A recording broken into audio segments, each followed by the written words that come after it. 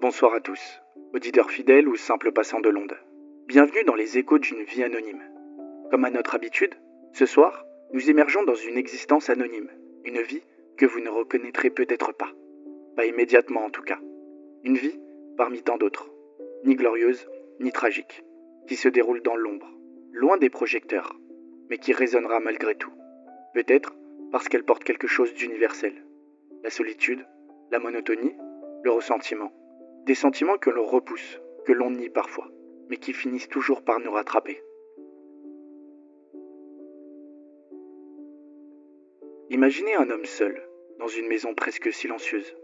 Les jours passent, pareils les uns aux autres, comme s'il glissait sur une pellicule trop usée pour capturer autre chose qu'un gris uniforme. Il s'assied toujours à la même table, il regarde toujours par la même fenêtre, le monde à l'extérieur continue de tourner, mais lui reste immobile. Pas par choix, non, pas vraiment. C'est juste que, parfois, la vie devient trop lourde pour qu'on la porte, trop fragile pour qu'on ose la toucher, trop rapide pour qu'on la suive. Alors, on s'arrête et on regarde. Mais que regarde-t-on vraiment lorsqu'on s'arrête? Est-ce le vide ou ce qu'on aurait pu être? Ce soir, l'homme dont je vous parle ne se demande pas ce qu'il regarde. Il se demande ce qu'il n'a pas regardé, ce qu'il n'a pas vu, pas vécu. Combien de choix n'a-t-il pas fait? Combien de chemins n'a-t-il pas osé emprunter? Mais à quoi bon se demander cela maintenant, lorsque les routes se sont refermées, lorsqu'il n'y a plus de croisée des chemins, et qu'il n'y a plus qu'un sentier unique, droit devant? La sensation qu'il est trop tard, trop dur d'y arriver, il ne se sent pas assez, pas suffisant. Perdu entre l'ennui et la déception, il questionne son avenir, critique son présent et noie ses pensées dans l'espoir d'un miracle auquel il ne croit pas vraiment. Il semble vide, il se pense vide, pourtant il est rempli de ressentiment. Il est dans ses pensées, constamment, sans répit, sans repos. Il entend souvent qu'il faut pénétrer le moment présent. C'est ce qu'il fait, mais même dans cet instant, il n'entend que sa voix. Quand il travaille, il n'entend que sa voix. Quand le monde lui parle, il n'entend que sa voix. Cette voix, on l'appelle souvent la petite voix dans la tête, comme si elle n'était pas la nôtre. On parle de conscience, d'âme, de véritable soi. On la rend responsable de tous les maux. Elle détiendrait les rêves, elle créerait les cauchemars, et il suffirait de l'apprivoiser, de la dompter, pour que le maléfice des pensées intrusives se métamorphose en un désert à conquérir. Son ressentiment s'accumule, cette amertume qui se distille lentement.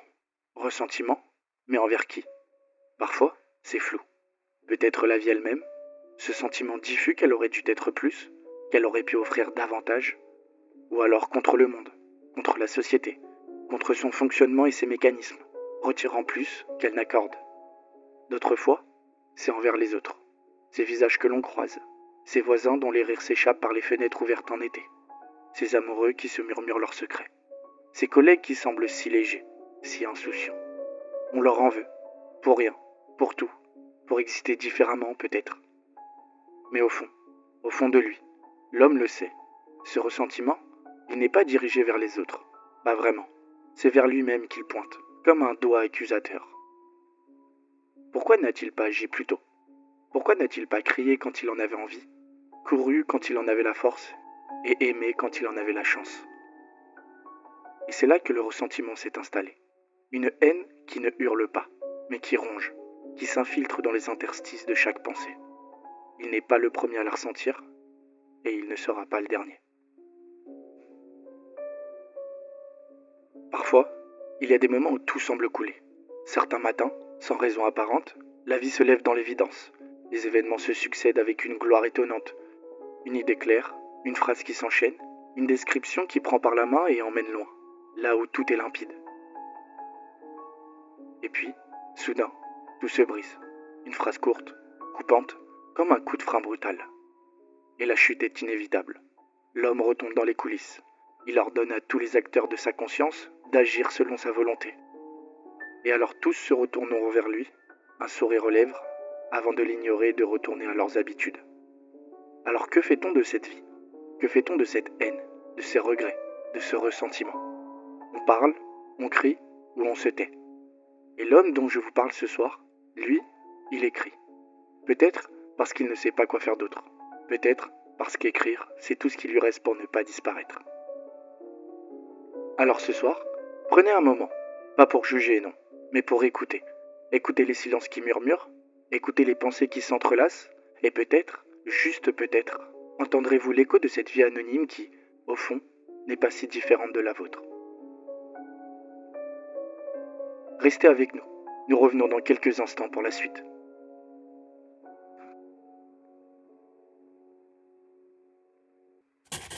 Ces voix à la radio, elles croient tout savoir, mais elles ne voient que ce qu'elles veulent voir. Ils parlent comme si la vie pouvait se résumer à des anecdotes, à des petites leçons de morale faciles à digérer, des idées toutes faites qu'on peut vendre en 30 minutes. Elles croient détenir des vérités. C'est facile. Il suffit de dresser un tableau général, de citer des exemples de vie perdue, de décrire des solitudes, et tout est réglé. Ils se contentent de ça. Mais qu'en est-il du détail, du vrai ? La résignation est devenue le symbole des faibles, la marque des esclaves feignants. Le monde nous crie que tout est possible, que tous nos rêves peuvent se transformer en réalité si nous agissons avec toute la force en nous. La génération actuelle est celle de l'ouverture des possibles. Devenir riche, être accepté par tous, peu importe d'où l'on vient. Mais cette foi naïve en la toute-puissance de l'action, en cette fausse promesse que tout ce qu'on désire peut être accompli, engendre finalement plus de malheur que de succès. On nous vend ce rêve, travaillez dur et vous serez ce que vous voulez. Le surhomme de Nietzsche a conquis la terre, ne laissant au ciel qu'une vulgaire signification de l'imaginaire futile. L'idéal de dépassement a fondu en impératif d'accomplissement. Ainsi, tous se muent en surhomme, devenant la condition banale de l'humanité. Deviens ce que tu es s'élève maintenant au rang de devise divine. Tout le monde veut réussir, tout le monde veut se distinguer. Et pourtant, plus on veut, plus on se dilue dans la masse.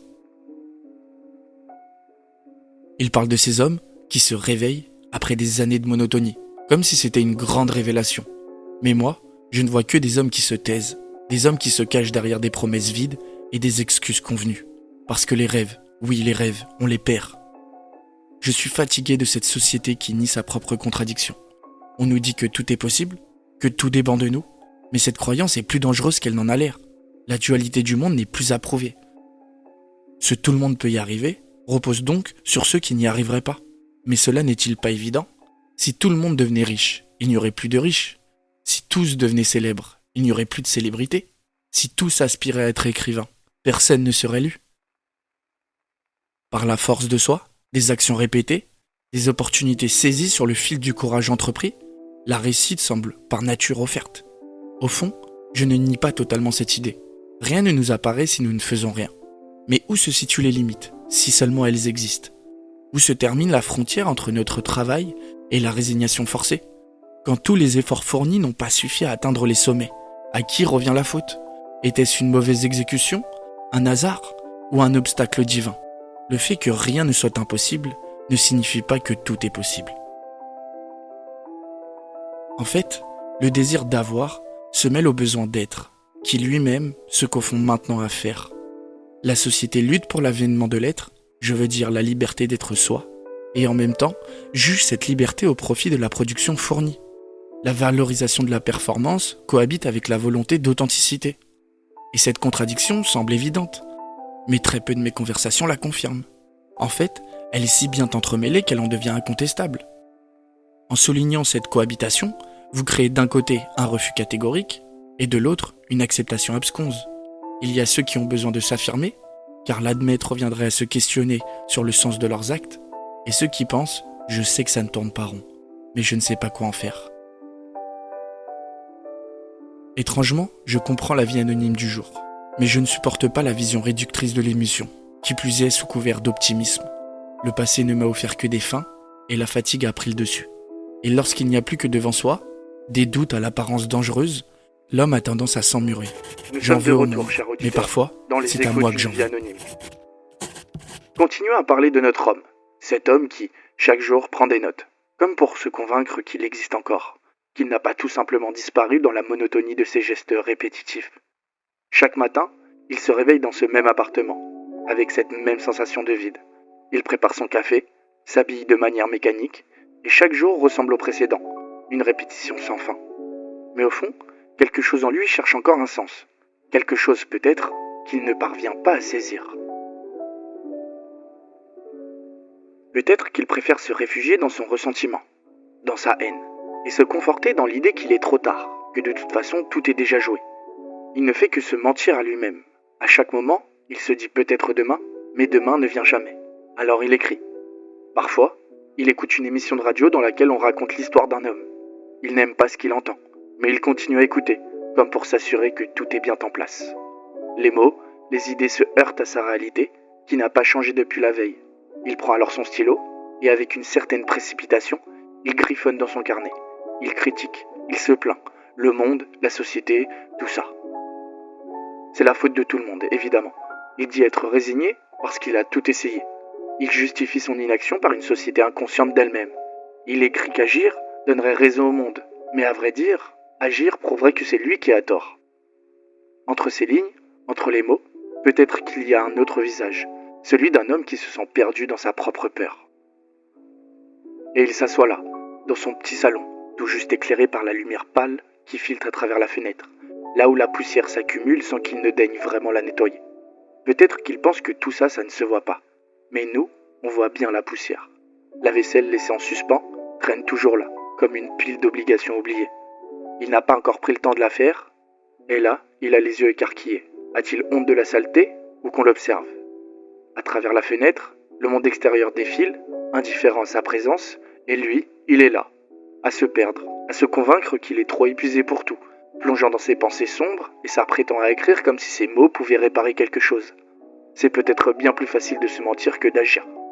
Mais la question c'est, qu'est-ce qu'il attend? J'écoute la radio, j'ai l'impression qu'il décrit mon appartement, mes habitudes. C'est juste une émission, c'est impossible. Il est maintenant en train de douter, de se demander si on parle de lui, si tout cela est réel. Il cherche à comprendre. Et notre émission se fond sur l'anonymat. Seulement, la personne concernée finit toujours par se reconnaître. Chaque mot qu'il griffonne dans son carnet n'est qu'un rejet de ce qu'il est devenu. La vaisselle qui attend d'être faite, les livres qu'il n'ouvre plus, les rêves qu'il a laissés de côté.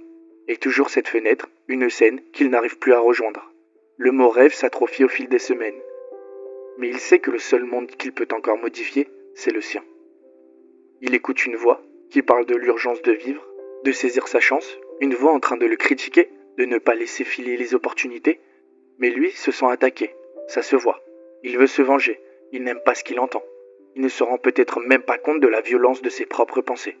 Et peut-être qu'il a raison, peut-être que le monde est une foutue mascarade, mais qui lui dit qu'il n'est pas juste en train de se cacher derrière ça? Il se cache derrière ses mots, derrière son ressentiment, et il se ment à lui. Quel putain de monologue. Il croit que tout est aussi simple? Regarde-le, il prend des notes, regarde-le, il se cache derrière ses mots. On parle de moi ou quoi? L'appartement, la routine, la manière dont l'homme fait les choses. C'est comme si cette voix-là, là dans la radio, savait exactement ce que je fais chaque jour, ce que je ressens. Être plus, être mieux, être plus fort, plus productif, plus performant, cette quête sans fin, cette idée qu'il faut toujours être au sommet, toujours aller plus loin, et on ne sait même plus si ça en vaut la peine. C'est vrai, je veux tout et rien à la fois. Le pire dans tout ça, c'est que je n'arrive même pas à le comprendre. Je suis perdu. Oui, je me suis muré dans la haine, pensant qu'elle était l'unique solution d'une déception démesurée. Oui, je crois que cette haine froide et douloureuse est un bouclier. Mais dans le silence froid et noir de l'indifférence, dans la crevasse sale et abandonnée de tout charme, dans ma chambre silencieuse et marquée des souvenirs, les monstrueux désirs d'une vie revancharde dominent l'empirée. Entre vengeance et revanche, il n'y a qu'une traînée ridicule de volonté à trouver les coupables. Mais c'est vrai. Me venger contre qui? Personne ne souhaite me faire souffrir. Personne ne porte fièrement l'intention de me déplacer hors du monde, dans les confins noircis de pensées et de regrets. Désormais, les murs de ma conscience sont peints de volontés pourries, de désirs réprimés, de pensées contrariées et d'émotions périssables. C'est un processus qui conteste les sommets, qui désavoue Sisyphe pour une descente éternelle vers les abysses. Oui, je suis mélancolique d'un paradis désemparé de n'avoir jamais existé. Revanchard d'un monde qui n'offre que des fins. Et pourtant, je continue à les scruter, ces murs, comme s'ils étaient tagués d'une vérité que je pourrais comprendre. Il n'y a aucune réponse, rien que des échos. La remise en question constante des influences du monde me fait questionner chaque pas, chaque décision. Et en répétant les mêmes questions, les mêmes conclusions, en rejetant toute hypothèse, je me suis perdu. J'en suis presque arrivé à accepter ce vide, comme si cette absence d'orientation, ce non-sens, devenait ma seule réalité. Oui, je crains la vie. Oui, je crains ce qu'elle offre et ce qu'elle retire. Cette réticence monstrueuse à ouvrir mon cœur, à le découvrir pour qu'il soit piétiné, écrasé. Chaque nouvelle aventure, chaque nouvelle tentative d'aller vers l'autre est une peur de plus. La peur de ne pas être assez, la peur d'être vu, la peur de me montrer tel que je suis, la peur de réussir sans savoir où aller. Je culpabilise de ne pas être à la hauteur, mais avec le temps, on s'y habitue. Ce n'est pas la douleur, non, mais la démarche qui devient familière. C'est peut-être parce que je me fais juge de moi-même, et surtout, juge du monde. Chaque action, chaque pensée, chaque mouvement est un miroir de ma fuite. Et quand bien même je voulais agir, je suis comme paralysé, figé dans cette peur qu'il soit déjà trop tard, que ce que je pourrais accomplir ne vaille même pas la peine. Je me suis barricadé dans ma douleur, dans ma peur, j'ai trouvé des excuses pour justifier ma passion triste. Le ressentiment d'avoir perdu des choses importantes m'a fait oublier l'essentiel. La haine de ne pas atteindre rapidement mes désirs m'a éloigné des autres. Mes peurs inavouées ont freiné mon ascension. Alors qu'au fond, c'est vrai, je l'avoue, j'aspire à danser, j'aspire à jouer, à courir, à rencontrer, à séduire, à embrasser, à voyager et surtout à rire.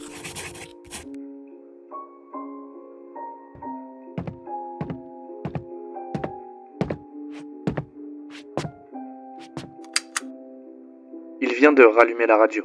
Il est debout, face à la table, les mains posées sur le bois froid. Il ne comprend pas ce qu'il se passe. Ses yeux scrutent l'appareil, ses doigts frémissent sur les boutons du poste, cherchant à ajuster la fréquence, comme s'il venait de réveiller quelque chose qu'il avait mis de côté depuis trop longtemps. Mais la voix continue, inarrêtable. La pièce est plongée dans une semi-obscurité. La lumière faible de l'ampoule tremble au-dessus de lui. Les mouvements de l'appareil semblent maintenant suivre ses respirations. Chaque souffle synchronisé avec le flux de la radio. La voix, tout à coup, plus forte, semble envahir l'espace. Il a réussi à s'avouer ce qui était enfoui en lui. Quelque chose qu'il n'a jamais voulu affronter. La tension s'est dissipée, mais une nouvelle pression a pris place. Ce n'est pas la même pression qu'avant. Elle est douce, presque agréable, comme un poids en moins. Il se rend compte que tout ce qu'il vivait, tout ce qu'il pensait, tout ce qu'il cherchait à fuir, c'était lui-même. Je vais maintenant m'adresser à toi, car tu as compris que l'on parlait bien de toi. Tu es là, immobile, mais je sais que quelque chose en toi bouge. Tu n'as peut-être pas encore la force de te lever, mais tu l'auras. Pas aujourd'hui, peut-être pas demain, mais un jour. Parce qu'au fond, tu n'as jamais cessé de chercher. La preuve, tu m'écoutes encore. Cette passivité ressentimiste emprisonne ton âme. Ne plus rien espérer du monde conduit à une autosatisfaction de l'échec. Alors les tableaux sont inguérissables et on s'applique à refuser les issues.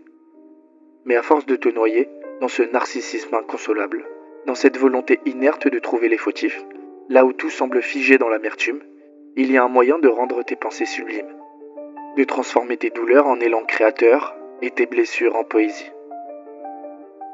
Tu évoquais Nietzsche, mais as-tu conscience que sa philosophie fut beaucoup trop remaniée pour que tu t'en serves sans la trahir ? Pourtant, il y a dans ces mots une vérité intacte. Ne pas pouvoir prendre longtemps au sérieux ses ennemis, ses malheurs et jusqu'à ses méfaits, c'est le signe caractéristique des natures fortes, qui se trouvent dans la plénitude de leur développement et qui possèdent une surabondance de force plastique, régénératrice et curative qui va jusqu'à faire oublier. Une force dont la profondeur échappe souvent à ceux qui ne savent que l'interpréter à demi. Le ressentiment crée de la honte et de la haine. Et un jour, comprendras-tu vraiment les mots derrière cette phrase. Regarde autour de toi. Tu vois ce carnet ? Ces mots que tu grattes jour après jour, ils ne sont pas inutiles. Ce ne sont pas des plaintes, pas vraiment.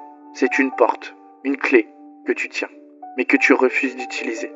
Alors je te le demande, combien de temps vas-tu rester là, à contempler cette serrure, sans jamais l'ouvrir ? Et si tu t'autorisais enfin à vivre ? Je ne sais plus pourquoi. J'ai cherché partout, dans les autres, dans les idées, dans des vies qui n'étaient pas les miennes. J'ai cherché à combler un vide, mais il n'y a jamais eu de réponse. J'ai cru que c'était eux, que c'était l'extérieur, mais c'était moi, tout ce temps. C'était moi que je fuyais.